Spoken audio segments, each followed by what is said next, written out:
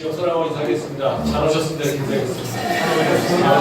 잘 오셨습니다. 오늘은 이제 무교절과 누룩이라고 하는 제목으로 말씀을 나누려고 하는데요. 우리 말씀 수련의 세 번째 시간입니다. 무교절은 우리한테 되게 익숙하긴 하지만 사실 지키지는 않죠. 저희가 무교절을 이렇게 들어보기는 하고 무교병 얘기를 듣지만 사실 무교절이라고 해서 저희가 지키지는 않습니다. 근데 이제 무교절은 사실 하나님께서 명령하신 절기고요. 또 이스라엘의 7대 절기 중에 하나입니다. 그래서 사실 되게 중요한 절기 중에 하나입니다. 신앙적으로도 우리가 영적으로도 무교절은 되게 저희한테 중요한 의미가 있습니다. 그게 7대 절기 중에 하나겠죠. 그래서 우리가 지키지는 않지만 또 우리가 뭔가 지금 우리 그 한국의 기독교에서 들어와서 뭔가 이루어지진 않지만 사실 영적 이해하는 데 있어서는 이 무교절이 굉장히 의미가 있다는 거죠. 무교절은 이제 하나님께서 이스라엘 백성들을 6월절의 기적을 통해 가지고 애굽에서 구원하셨죠. 그리고 애굽 땅에 있는 모든 장자들을 죽였지만 이스라엘 백성들에게는 바로 그 희생양을 요구하셨고 그 희생양의 피를 문설주에 받는 자들에게는 모두 다 구원해 주신다라고 한 그 사실을 이제 약속하셨고 그걸 그대로 이루어 주셨어요. 그래서 하나님께서 이스라엘 백성들을 애굽에서 구원하여서 이제 가나안 땅으로 이제 이동하게끔 하신다라는 거죠. 근데 이때 하나님께서 이스라엘 백성들에게 구원해 주신 것뿐만 아니라 6월절이 끝나자마자 하나님께서 동시에 또 얘기하신 것이 뭐냐면 7일 동안 유교병이 아니라 무교병을 먹고 살아라. 그래서 무교절을 줬다는 것이죠. 그래서 이 무교절은 구원과 관련이 깊고요. 그리고 6월절과 연결되어서 생각할 필요가 있습니다. 근데 다시 한번 제가 강조하지만 이 절기를 생각할 때마다 제가 주일날 말씀드린 것처럼 저희가 오해하면 안 됩니다. 우리가 절기를 중요하게 여기지만 절기를 우리가 지금 반드시 지키자고 하는 건 아닙니다. 지금 이 한국교회에서 이스라엘의 7대 절기를 매번 따져서 지키자? 이거 이상한 얘기입니다. 구약에서 일어났던 절기들은 신약에서 다 이미 예수님께서 폐기하셨고요. 그리고 우리는 그거를 지금 지킬 필요가 없습니다. 그래서 지금 이 시대에 절기를 얘기하면서 이것이 중요해, 이걸 지켜야 돼 이러면 사실 이단이죠. 그러니까 우리는 그러면 절기를 통해서 알아야 되는 건 뭐냐면요, 바로 그 영적 의미라는 거죠. 그러니까 구약에 있는 모든 것들은 다 예수님을 예표하는 게 있죠. 즉 예수님을 예언하는 것이 있습니다. 그러니까 예수님께서 행하실 일들을 구약에서 이미 다 설명하고 있어요. 그러니까 결국에는 이 구약을 잘 이해하면 뭘 더 잘 알 수 있겠습니까? 예수님을 더 잘 이해할 수 있겠죠. 그렇죠? 그러니까 우리가 구약이 필요 없는 게 아니라요, 예수님을 더 잘 알기 위해서 구약 성경을 보는 거고요. 또 구약 성경은 계속해서 예수님이 어떤 일을 행하실 건지, 하나님이 예수님을 통해서 무슨 일을 행하실 건지 설명하고 있다는 것이죠. 그렇기 때문에 우리가 구약의 절기를 보는 것도요, 바로 예수님이 어떤 일을 행하셨는지, 또 예수님께서 우리에게 어떤 신앙생활, 삶을 원하시는 것인지, 이것을 초점에 맞출 수 있다는 거죠. 그래서 절기는 우리가 구원받은 자로서 어떻게 살아갈 것인가, 또 구원받은 자로서 우리는 어떤 모습으로 우리가 삶을 살아갈 것인가, 우리 삶의 방식에 대해서 얘기를 하고 있는 것입니다. 그래서 우리는 절기를 바라볼 때 지금 다시 꺼내서 이 시대에 6월절부터 저기 긴급재난 문자입니다. 요새는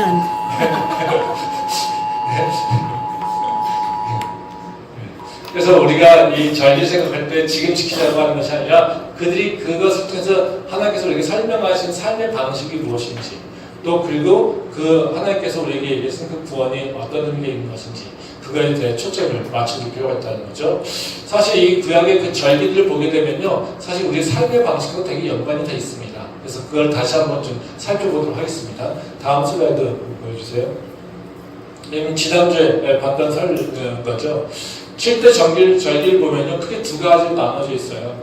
하나는 우리가 그 봄절기라고 하는 게 있고요, 하나는 가을절기라고 하는 게 있습니다. 그래서 늦은 비, 이른 비라고 하는 건데요. 근데 하나님께서 이제 6월절을 행동하시면서 7월이었던 것을 1월로 바꾸셨죠. 그래서 하나님께서 달력을 바꾸셨습니다, 이스라엘에. 그러니까 하나님이 이스라엘 사람들의 그 시간을 바꾸셨다는 거죠. 너희가 이제는 첫 해를 어떻게 시작해야 되냐면 바로 6월절이 바로 너희 첫 해야. 이건 다시 무슨 얘기예요? 첫 해라고 하는 우리 삶을 새롭게 시작하는 거잖아요. 그렇죠? 근데 너희 삶의 시작은 지금 니네가 지내고 있는 1월이 아니라 6월절부터 시작해야 돼. 즉 너희의 삶은 구원이라고 하는 걸 통해서 새롭게 시작돼야 돼. 이렇게 설명하고 있다는 거죠. 네. 그래서 보게 되면 그 앞쪽에 있는 봄절이라고 하는 그 6월절, 무교절, 초실절, 칠칠절까지 이거를 이제 우리가 봄절기라고 얘기를 하는데요. 이거는 다 뭐에 연관되어 있냐면요. 구원과 연관되어 있습니다. 되게 영적인 얘기예요. 다 영성 또는 구원, 하나님의 그 구원과 관련된 얘기가 바로 뒤에 앞에 나와 있는 바로 봄의 절기예요. 그래서 6월절은 구원이고요. 무교절은 하나님께서 구원을 행한 이후에 우리에게 명령하시는 거고요. 초실절은 첫 번째 열매지만 이건 줄여가겠지만 그건 또 하나님께서 우리에게 열매 맺는 것에 대한 얘기를 하고 있고요. 또 칠칠절도 열매 맺는 것에 대한 얘기입니다. 그래서 우리가 구원받고 열매를 맺는 것이 어떤 것의 의미인지를 설명해 주는 게 77절까지 끝나요. 그리고 7월 뒤에 가서 이제 가을 절기가 시작이 되는데 이거는 뭐냐면요. 바로 나팔절, 속죄절, 초막절입니다. 근데 이때 절기는 다 어디에 들어가 있냐면 파종 시기에 연결되어 있습니다. 즉 먹고 사는 문제랑 연결되어 있습니다. 그래서 나팔절과 속죄절, 초막절은요. 그냥 보기에는 뭔가 이렇게 그 종교적 행사인 것 같지만요. 사실은 파종 시기와 관련되기 때문에 우리 삶의 문제랑 연결되어 있어요. 우리가 세상에서 이제는 먹고 사는 문제를 직면했을 때 그 문제를 이제 어떻게 감당해 나가야 될까? 이거 생각할 때 우리가 행해야 될 일들이 바로 저 세 가지 절기예요. 의미가 있어요. 그래서 하나님께서 이 절기를 보게 되면 어떤 거냐면요. 너희가 영적으로 구원을 받았어? 그럼 영적으로 구원받아서 진짜 삶에서 어떤 영적인 열매를 맺는 것. 그래서 새로운 삶까지를 바로 777까지 얘기해 주시고요. 그리고 실제 삶에서 네가 해야 될 일들이 뭐냐면 나팔절과 속죄절과 초막절에서 또 설명하고 있다는 것이죠. 그래서 하나님은 우리한테 그냥 단순하게 너희가 구원받았어, 너가 이제 영원한 생명을 얻었어, 너희 영이 살았어, 이걸 끝나는 것이 아니라요. 그것이 내 지금 살고 있는 삶의 현장에서 어떤 의미겠는지 그곳에서 너의 삶이 변해야 된다는 것을 우리한테 요구하고 있다는 거죠. 그래서 절기는 절대로 그냥 종교적 예식으로 생각해야 되는 것이 아니라 그 절기의 영적 의미를 생각하고 우리가 구원의 그 의미를 다시 한번 생각하면서 내 삶의 방식이라든가 내 삶의 체계를 바꿔나가야 되는 것이 바로 우리가 절기를 바라보는 그런 시점, 관점이 된다는 거죠.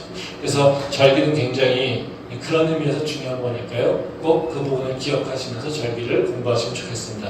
그래서 오늘은 이제 두 번째로 이제 무교절에 대한 얘기를 할 건데요. 그래서 무교절에 대해서 하나님께서 우리에게 명령하신 것이 있습니다. 그래서 명령하신 것에 대한 얘기 좀 하고요. 그리고 그 명령하신 것이 우리한테 무엇을 요구하시는 것인지, 무엇을 의미하시는 것인지를 생각을 좀 해보도록 하겠습니다. 첫 번째로 이제 무교절에 대해서 규정을 하나님께서 하셨는데 그 하나님께서 무교절에 대한 규정은 뭐냐면요. 시기와 그 행동의 그 얘기를 하고 있어요. 그래서 두 가지 차원에서 얘기를 하고 있어요. 그러니까 언제 할 거냐 그리고 너희가 거기서 무엇을 할 거냐 이 두 가지를 얘기하고 있다는 거죠. 그래서 말씀 한번 보도록 하겠습니다. 다음 슬라이드요. 이 날짜에 대한 얘기입니다. 그래서 이 날짜 찾기가 되게 어려워요. 저도 이게 날짜 계산하고 되게 그래서 날짜 계산하다 보니까 저는 표를 자꾸 만들게 되는데요. 그러니까 이 하나님께서 6월절부터 얘기를 하시는 거예요. 거기 보면 12장 3절 말씀을 보면 그냥 읽지 않겠습니다. 이달 열흘에 너희 각자가 어린 양을 잡을지니 그 가족대로 그 식구를 위하여 양을 치하되 이때는 뭐냐면요. 열흘 정도 되면 양을 준비하는 거예요. 흠이 없고 깨끗한 1년 안 된 순양을 잡으라고 얘기합니다. 그러면 바로 죽이냐? 그렇지 않습니다. 그냥 보관하고 있으라는 거예요. 그리고 그 6절 보면 이달 열 나흘날까지 간직하였다가 해질 때 이스라엘 회중이 그 양을 잡고 언제 잡아요? 열 나흘까지 14일까지 보관하고 있다가 이제 그날 저녁에 잡으라는 거예요. 그렇죠? 그리고 또 뭐라고 합니까? 그달 첫째 달 그달 그러니까 1월부터 니산날 그리고 열 나은 날 저녁부터 21일 저녁까지 너희는 무교병을 먹어라. 그래서 이게 뭐예요? 6월절부터 무교절까지 규정이 한 건대로 연결되어 있어요. 그래서 날짜 보면 어떻게 되냐면 10일이니까 양을 취하잖아요. 그리고 14일이니까 양을 잡아요. 근데 양을 잡는 게 언제냐면 실제는 15일이에요. 6월절이에요. 왜냐하면 6월절 그 14일 저녁이잖아요. 근데 이스라엘은 그 다음 날짜가 언제부터 시작됩니까? 저녁부터 해요. 해질녘부터. 그러니까 14일 저녁이 잡으라는 건 뭐예요? 15일 날 시작할 때 잡으라는 거예요. 그래서 그걸 잡고 그때부터 유교병을 먹으라고 하는 것이죠. 그리고 나서 6일간이잖아요. 그래서 16일 날 첫째 날에는 성회로 모이라는 거죠. 그 다음에 언제까지냐면 21일 저녁까지 무교병을 먹으라는 겁니다. 그러니까 21일 저녁까지 먹으라는 건 뭐예요? 22일까지 먹으라는 거죠. 그래서 15일 날 6월절이 끝나고요. 16일부터 22일까지 이루어진다는 거죠. 그래서 총 6월절까지 따지자면요. 8일간이에요. 그러니까 6월절, 그 다음에 무교절 7일. 이렇게 이루어진다는 것이죠. 그래서 무교절이라고 하는 것은 6월절과는 뗄래야 뗄 수 없는 거고요. 그래서 같이 의미를 이해를 해야지 됩니다. 그래서 우리가 이제 그 6월절이라고 하는 것과 무교절이라고 하는 것을 그냥 각각의 이제 그 세퍼레트하게 분리되어서 생각하는데 절대로 그렇지 않다라는 거죠. 그래서 6월절과 무교절은 같이 연결되어 있다는 거죠. 그럼 무교절을 하나님께서 이렇게 명령하시는 것은 뭐겠어요? 우리의 6월절의 의미가 연결시켜야 된다는 거죠. 그리고 다시 말하면 6월절은 우리한테 무슨 의미였습니까? 구원의 의미였죠. 그렇죠? 구원이 바로 연결져서 이제 너희가 뭔가 준비해야 되고 너희를 새롭게 다시 뭔가 구원받은 자가 행해야 될 일들이 있다는 거죠. 그래서 그 의미를 얘기하신다는 겁니다. 그래서 이제 오늘은 그러면 무교절이 갖고 있는 영적 의미가 뭐냐 이걸 좀 생각해 볼 겁니다. 그러니까 하나님께서 왜 이스라엘 백성들에게 6월절이 끝난 다음에 바로 무교절을 명령하셨을까? 이거죠. 두 가지 의미를 좀 생각해 볼 수 있는데요. 첫 번째가 뭐냐면요. 우리가 예수님의 그 십자가를 통해서 구원을 받았다라고 하는 것은 그냥 내가 생명을 얻었어요라고 하는 것으로 끝나지 않습니다. 그게 아니라 내 생명 얻었어요 그 단계가 아니라요. 내게 새로운 삶이 시작됐습니다. 그러니까 예수님께서 우리에게 선포하신 구원은 뭐냐면요. 내가 새로운 삶을 시작합니다. 어떻게? 새로운 삶의 방식으로. 그러니까 이전에 살던 방식이 아니라 이제 내가 새로운 삶의 방식으로 살아갑니다. 이것을 선포하는 게 바로 구원이라는 거죠. 말씀 한번 보겠습니다. 다음. 같이 한번 읽도록 하겠습니다. 같이 읽겠습니다. 너희는 이제 동안 무교병을 먹을지니 그 첫날의 교육을 너희 집에 제하라. 무릇 첫날부터 일곱째 날까지 무교병을 먹는 자는 이스라엘에서 끊어지리라. 너희에게 첫날에도 성회요 일곱째 날에도 성회가 되리니 너희는 이 두 날에는 아무 일도 하지 말고 각자의 대목들만 갖출 것입니다.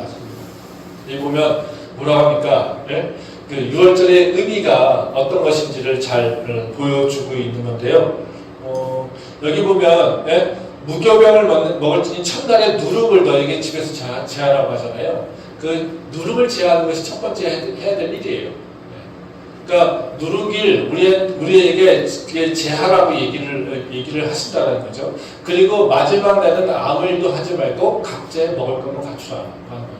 그러니까 하나님께서 우리한테 뭔가 명령하신 것이 있고 그 행하신 일이 있으니까 너희는 아무 생각 없이 그냥 열심히 이것에 집중하면서 살라고 얘기하신다는 거죠. 그래서 하나님께서 무교절을 먹는 것은 뭐냐면 첫 번째는 누룩을 제하라는 것에 의미가 있다는 거죠. 말씀 한번 더 보도록 하겠습니다. 출애굽기 12장 40절 42절 말씀. 같이 한번 읽도록 하겠습니다. 이스라엘 자손이 애굽에 거주한 지 440년이라 430년이 끝나는 그날에 여호와의 군대가 다 애굽 땅에 나왔은즉 이 밤은 그들을 애굽 땅에서 인도하여 내심으로 말미암아 여호와 앞에 지킬 것이니 이는 여호와의 밤이라 이스라엘 자손이 다 대대로 지킬 것이니. 그래서 하나님께서 이거는 6월절을 설명해 주고 있는 말씀입니다. 하나님께서 6월절을 어떻게 얘기하세요? 430년이 끝나는 그날 이렇게 얘기하고 있어요. 그렇죠? 그러니까 지금 이스라엘 자손이 애굽에서 거주한 지 430년이 흘렀다는 거예요. 근데 6월절을 통해서 뭐가 끝납니까? 그 430년이라고 하는 그 시간이 끝나고 새로운 삶이 시작합니다. 이게 하나님께서 6월절을 설명하고 있다는 거예요. 그러니까 6월절은 뭘 의미하고 있는 거냐면요. 이스라엘 백성들에게 너에게 새로운 삶이 시작돼. 너에게 새로운 역사가 시작돼. 이거예요. 너에게 새로운 시작이 지금부터 일어날 거야. 이게 바로 구원이라는 거예요. 그러니까 우리는 구원이라고 하는 것을 단순하게 내가 이제는 하나님의 은혜로 내가 이제 천국 가요. 난 이제 새 생명 얻었어요. 이걸로 우리는 생각하잖아요. 그렇죠? 네. 저 예수 천당 불신조. 네? 네. 이것처럼 예수 믿었으니까 나 그냥 지금 죽어도 천국 가. 우린 이걸로만 생각한다는 거죠. 근데 하나님은 구원이라고 하는 의미를 그렇게 생각하지 않아요. 과거의 삶과 이제는 단절이 일어날 것이고 너에게는 이제 새로운 일들이 일어날 거야. 이것을 얘기한다. 그래서 우리가 예수를 믿었어요. 그리고 예수님이 나의 구주요 하나님의 아들이라고 하는 것을 내가 믿음으로 고백했어요. 그럼 무슨 일이 일어나됩니까? 내가 이제는 새로운 삶으로 나간다라고 하는 것을 얘기하고 있어요. 그럼 무교절은 뭐겠습니까? 내가 새로운 삶을 나가는 훈련이 시작되는 거예요. 그게 무교절이라는 거죠. 이제는 우리가 새로운 삶으로 나간다라고 할 때 그냥 갑자기 난 이제 완전히 변했어 이렇게 할 수 있어요? 안 되잖아요. 네? 그러니까 과거에 나에 있었던 모든 것들이 내 삶에 지금 내 습관을 다 잡혀져 있잖아요. 근데 갑자기 예수 믿는다고 내 과거의 내 습관이라든가 내 생각이라든가 내 모든 행동의 양식들이 하루아침에 바뀝니까? 그렇게 바뀌지 않아요. 이스라엘 백성도 마찬가지죠. 이스라엘 백성들도 430년이라고 하는 세월을 애굽의 백성으로 살았어요. 애굽의 사람으로 살았어요. 그리고 애굽의 문화에 빠져 살았어요.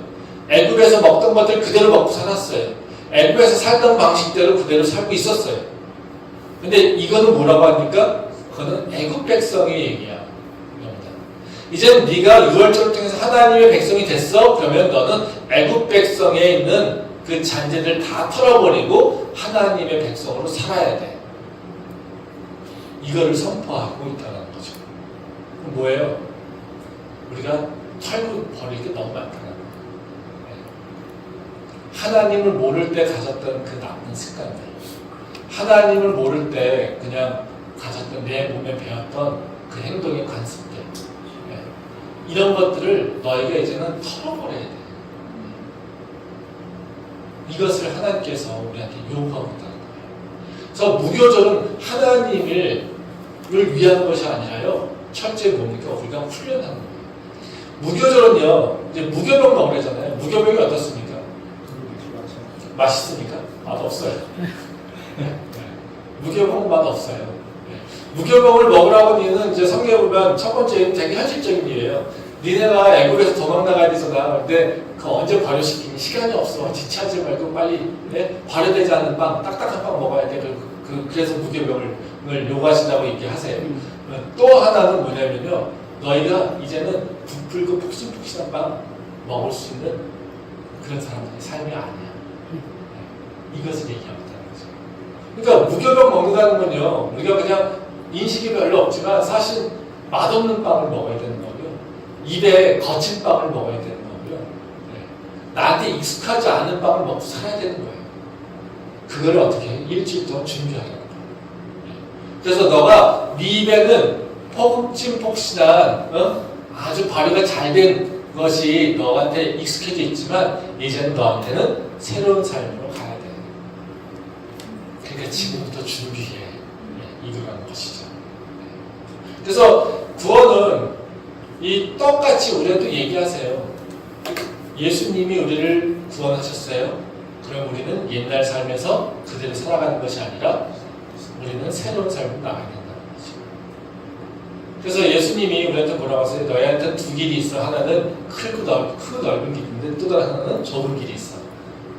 우리가 세상적으로 보면 어떤 길을 선택합니까? 크고 넓은 길을 선택합니까? 아니면 좁은 길을 선택합니까? 크고 넓은 길을 선택하죠. 근데 예수님은 우리한테 뭘 얘기하십니까? 좁은 길을 선택하라고 하시지 않습니까? 그쵸? 그러니까 세상적 관점을 선택하는 것과 우리가 예수를 믿고 선택하는 것은 다른 거라는 거죠. 근데 우리가 바로 이것이 훈련되지 않으면 좁은 길 선택할 수 있을까요? 못하죠. 그러니까 우리 몸에는 뭐가요? 넓고 편하고 잘 포장된 길 선택하는 게 우리에 익숙해져 있어요.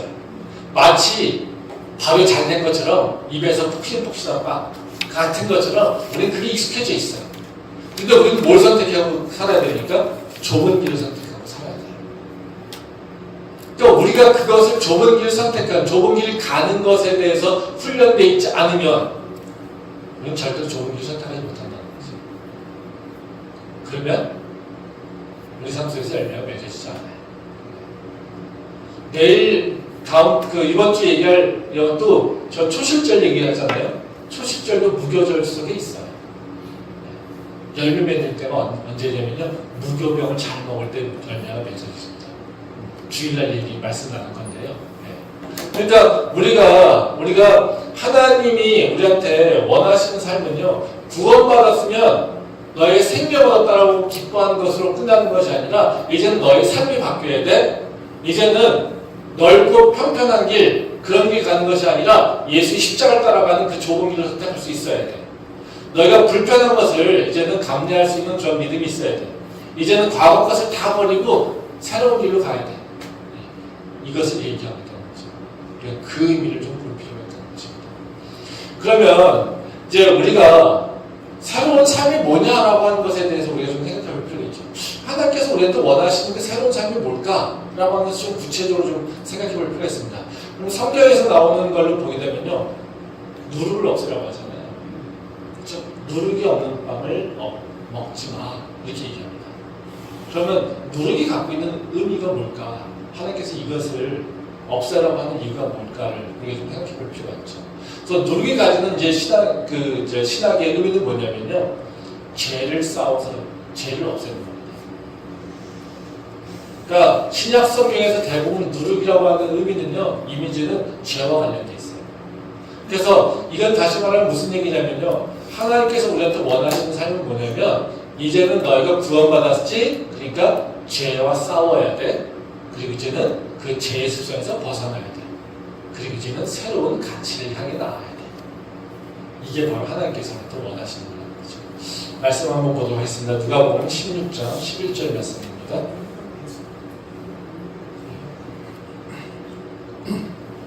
같이 읽도록 하겠습니다.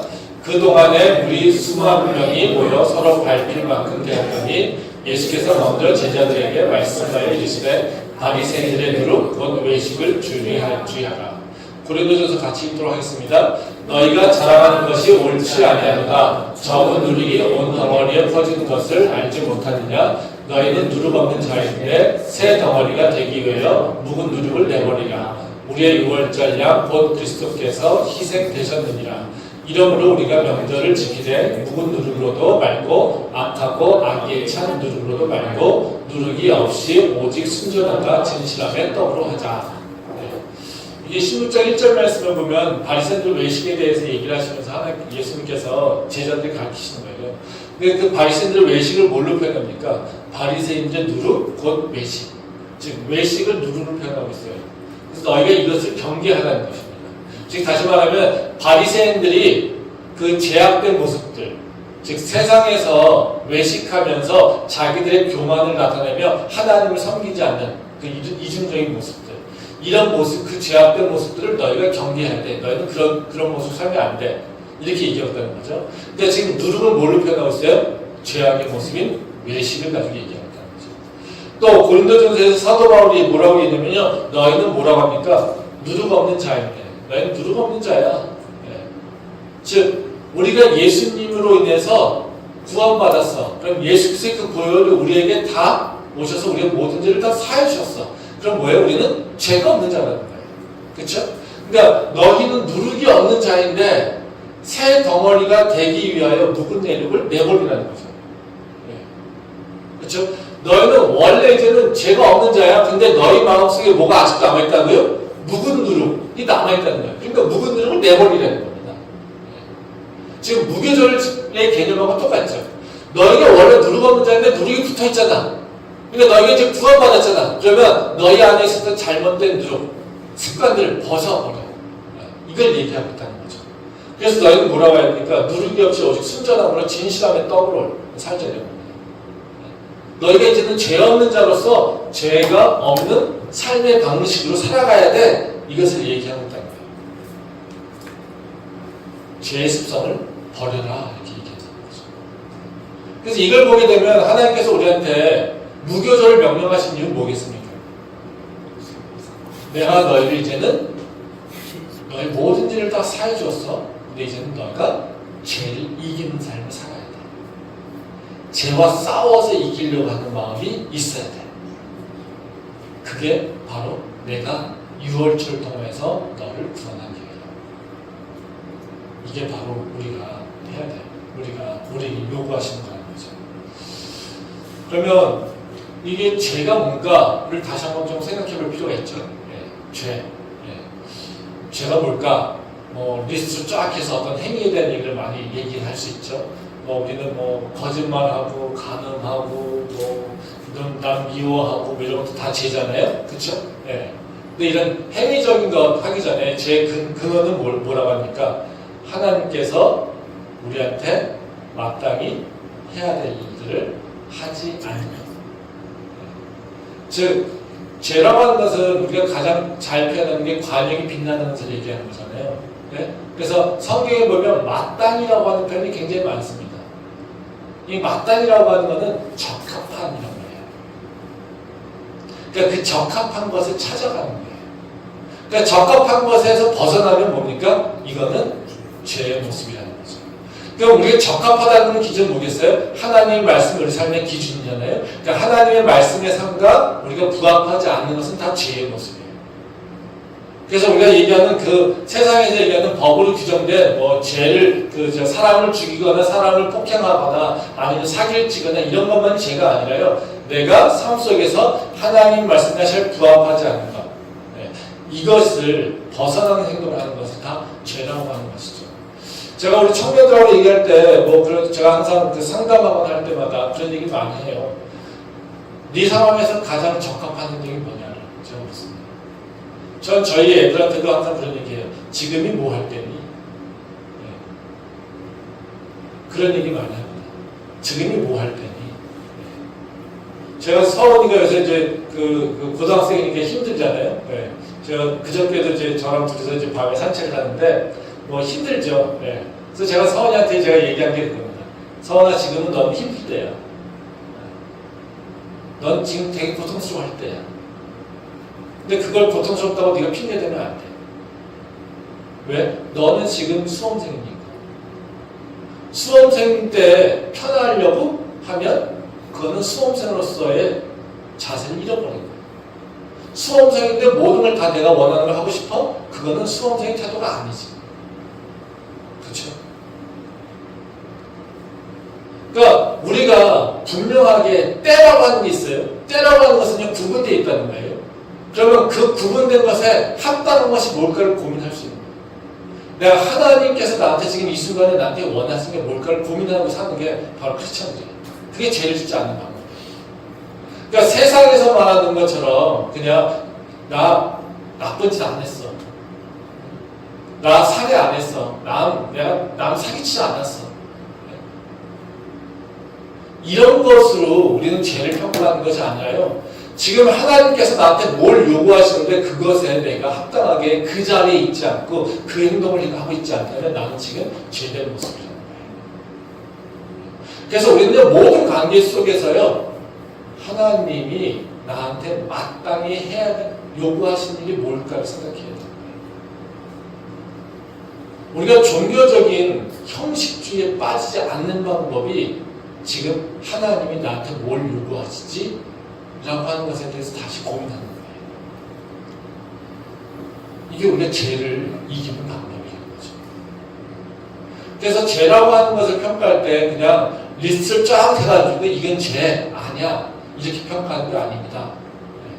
하나님께서 나한테 지금 마땅히 하라고, 마땅히 해야 될 것이라고 요구하고 있는 것이 무엇일까? 그거를 바라보면서 그것에 대해서 내가 합당하게 반응하는 것. 그리고 그 반응하지 못할 때 나는 죄 속으로 빠져들어가는 것. 이것이 바로 죄라고 하는 것을 우리가 생각해 봐야 된다는 거죠.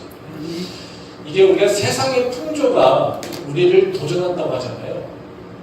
세상의 풍조가 다 나쁩니까? 우리한테 맨날 사람 죽이라고 합니까? 그렇지 않죠. 그렇죠? 근데 왜 세상 풍조가 왜 두렵습니까? 왜 세상 풍조가 우리를 죄 가운데 죄를 인도할 수 있습니까?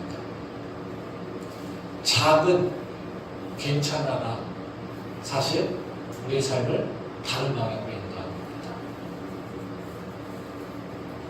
우리가 하나님께서 마땅하게 하라고 하는 건데 세상 풍조는 뭘 얘기합니까? 우리한테 사귀어라 이런 얘기 하지 않아요. 근데 세상 풍조는 하나님이 하라고 하는 건데 그거 안 해도 돼를 얘기해요. 세상에서는요 그렇지 않아서 다 잘 살아. 세상에서는요 그런 일 안 해도 그렇게 안 살아도 다 잘 살 수 있어. 그래서 뭐요? 하나님이 얘기하신 걸 꼭 지키지 않아도 돼. 이거죠. 아담과 하와가 뱀에게 꼬임받을 때가 그 얘기잖아요. 선한 걸 먹으면 죽는데 에이 꼭 죽을까? 진짜 그렇게 얘기하셨어? 안 죽을 수 있어. 그렇죠? 엄청난 일을 하라고 하는 게 아니에요. 야, 안 죽을 수 있어. 하나님께서 얘기하신 거 꼭 그렇지 않을 수 있어. 이겁니다. 세상의 풍조가 들어와서 우리한테 얘기하는 게 뭡니까? 야, 그 정도는 괜찮아. 그 정도는 괜찮아. 꼭 그렇지 않을 수도 있어. 이겁니다. 우리가 사실은 그걸 자꾸 넘어가는 거죠. 그래서 우리가 말씀으로 자꾸 우리를 자꾸 새롭게 리마인드 시키고 우리의 모습을 자꾸 고민해야 되는 부분이 뭐냐면요. 바로 세상 풍조에 빠지지 않고 말씀을 놓치지 않게. 그리고 그 말씀이 갖고 있는 나의 삶의 의미가 무엇인지를 생각해봐요. 큐티가 하는 일이 바로 그 얘기예요. 큐티가 말씀에서 하는 거는 말씀 우리가 그걸 열심히 보고서 나 이 말씀 기억했어 이렇게 하라는 게 아니라요. 그 큐티 속에서 오늘 나의 삶을 돌아보면서 내가 어떤 삶을 살았지 그 말씀의 기준, 삶의 기준이 뭘지 잡는 게 바로 큐티예요. 이게 우리가 말씀이 내 삶으로 들어와서 말씀을 기준으로 삼으려고 하는데 바로 그 시작이 바로 큐티의 용도라는 거죠. 그렇지 않으면 우리는 금세 세상의 풍조에 빠져서 살게 된다는 것입니다. 그게 우리를 죄짓게 하는 거예요. 그래서 우리는 죄를 이기려고 하는 싸움이 좀 필요해요. 그게 바로 무교절이라는 거죠. 근데 그 죄를 이긴다는 것이 쉬운 일은 아니죠. 그렇죠? 네. 근데 죄를 왜 못 이기겠습니까? 불편해서 그래요. 그렇죠? 네. 그래서 죄를 싸워서 이기려면요 해야 될 일이 있어요. 그 죄를 짓는 것에 대한 편익과 또 죄 이외에 다른 것에 죄를 지키지 않았을 때 오는 새로운 가치를 발견해야 돼요. 즉 다시 말하면요 우리가 하나님께서 주시는 새로운 가치를 발견하고요 우리가 그 죄의 대가가 무엇인지를 좀 다시 한번 생각해 볼 필요가 있다는 거죠. 네. 말씀 한번 보도록 하겠습니다. 출애굽기 16장 2절과 3절 말씀입니다. 다음 페이지에 있습니다. 같이 한번 읽도록 하겠습니다. 이스라엘 자손 온 회중이 그 광야에서 모세와 아론을 원망하여 이스라엘 자손이 그들에게 이르되 우리가 애굽 땅에서 고기가마 곁에 앉아있던 때와 떡을 배불리 먹던 때에 여호와의 손에 죽었더라면 좋았을 것을 너희가 이 광야로 우리를 인도하여 이 온 회중이 주여 죽게 하는도다. 이스라엘 백성들이 광야에서 불평하고 있는 모습이죠. 네. 어떻습니까? 되게 한심하지 않습니까? 그렇죠? 네. 지금 이스라엘 백성들은 뭐 하고 있는 거예요? 나 애굽 땅에 있을 때는 그래 고기 먹었는데 애굽 땅에서는 마늘도 먹고 고추도 먹고 했는데 그렇죠? 네. 근데 지금은 네? 만나면 먹어야 되고 거기는 구경도 못하고 그렇죠? 네. 이 무교봉 이거는 비교가 안 되게 맛이 없는 거 맞죠? 네. 하나님께서 이걸 다 지금 이 상황을 알고 계시기에 이스라엘 백성들한테 무교병 훈련을 주신 거 아닙니까? 그렇죠? 근데 지금 이들이 와가지고 하는 얘기가 나 지금 고기 못 먹어서 힘들어. 야 그때는 내가 애굽 땅에 있을 때는 고기도 먹었어. 이거죠. 근데 그때 있을 때 그들은 어땠습니까? 그들이 입에서 고깃가마 옆에서 고기를 넣고 있을 때 그들의 삶은 어땠습니까? 압제를 당하고요. 그쵸? 탄압당하고. 그래서 그들이 못 살겠다고 울부짖는 때가 바로 그때 아닙니까? 되게 재밌는 얘기죠? 그들은 입에 고기를 채우고 있지만 그들은 입에서 뭐라고 했습니까? 나는 못 살겠어요. 못 살겠어요. 더 이상 이 상태로 못 살겠어요. 울부짖으면서 탄원한 게 바로 애굽에서의 삶이에요. 그쵸? 네. 근데 지금은 어떻게 해요? 아무도 그들을 탄압하지 않습니다. 아무도 그들을 괴롭히지 않습니다. 그들의 자유를 접촉하지 않습니다. 그쵸? 근데 단순히 뭐가 부족해요? 고기가 부족해요. 그랬더니 어떻게 해요? 그때가 좋았는데. 그때가 좋았는데. 네. 이게 이스라엘 백성이죠. 사실 우리의 모습도 이 모습 아닐까요?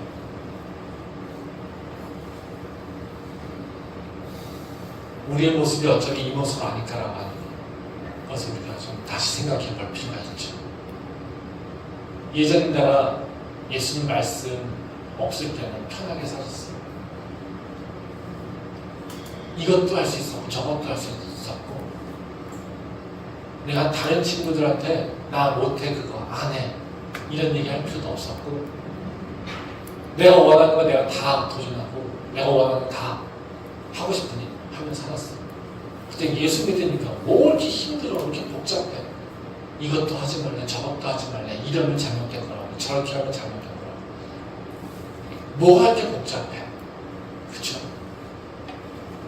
아 일요일날 나 예전에는 마음 편하게 그냥 늦게까지 잤었는데 나 교회 다니기 시작하니까 이거 아침 일찍 일어나야 되네. 힘들어.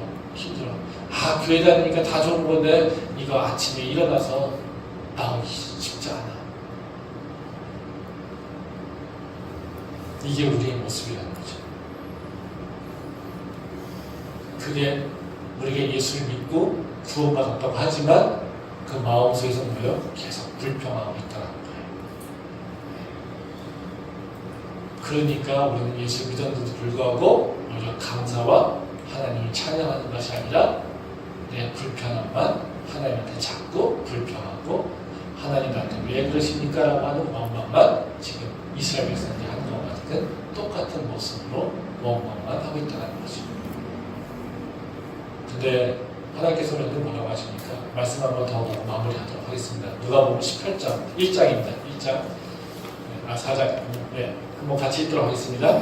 주의 성령이 내게 임하셨으니 이는 가난한 자에게 복음을 전하게 하시고 내게 기름을 부으시고 나를 보내서 포로된 자에게 자유를 눈먼 자에게 다시 보게 함을 전파하여 눌린 자를 자유롭게 하고 주의 은혜를 전파하게 하려 하심이라 하였더라.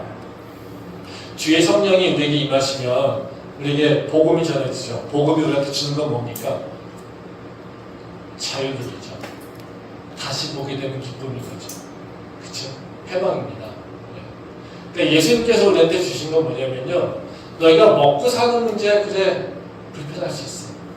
그래 네가 폭신폭신한 빵 못 먹을 수 있어. 근데 나는 너한테 뭘 주냐면 자유를 줘. 나는 너를 장님처럼 살게 하지 않을 거야. 보고 깨닫고 그 보는 것에서 기쁨을 누리게 할 거야.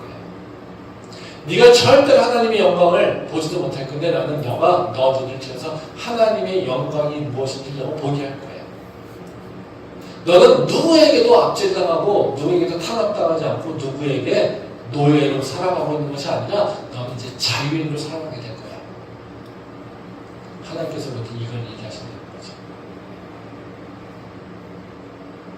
이스라엘 백성들은 지금 뭐 때문에 고민하고 있습니까? 내가 고기 못 먹는 것 때문에 원망하고 있어요. 예수님은 우리한테 뭘 얘기하고 계십니까? 자유가 너에게 주어졌어. 이것을 얘기하고 있어요. 그쵸? 우리가 구원이 나에게 주는 새로운 의미가 무엇인지를 깨닫지 못하면요, 우리는 구원의 가치를 못 느낍니다. 우리는 세상의 종교를 믿는 것처럼 구원이라고 하는 것을 그냥 내 인생이 다 잘 되고 내가 다 편하게 살고 내가 좋은 일만 생기고 나한테 계속해서 만족하는 일만 생기는 걸로 생각할 수 있다는 거죠. 그거는 뭐예요? 이방 종교들이 하는 일들이에요. 하나님께서 우리한테 구원을 얘기하실 때 우리한테 그걸 얘기하지 않으세요. 너가 나를 믿어? 그럼 너 이제 힘들게 살 수 있을 거야. 너 세상의 기쁨을 그대로 느끼지 못할 수도 있을 거야. 네 육체의 욕구를 다 채우지 못할 수 있을 거야. 근데 나는 너에게 약속할 수 있어. 내가 너에게 자유를 줄 거야. 넌 누구의 종이 되지 않을 거야. 너는 죄의 종이 되지 않을 거야. 너는 세상의 노예가 되지 않을 거야. 너는 스스로 선택할 수 있는 자유가 있을 거야. 너는 세상 사람들이 보지 못하는 하나님의 영광을 볼 수 있을 거야. 너는 세상 사람들이 보지 못하는 그 진리를 볼 수 있을 거야. 너는 세상 사람들이 보지 못하는 바로 그 예수 그리스도의 그 부활을 네가 보고 믿을 수 있을 거야. 이게 하나님께서 우리한테 하시는 말씀입니다. 그러기에 너가 자유를 누리려면, 네가 하나님의 영광을 보려면 네가 준비해야 돼. 세상의 육체의 것을 만족하는 게 아니라 무교병을 먹으면서 내 육체를 다스리는 것을, 내 죄를 이기는 것을 네가 훈련해야 돼.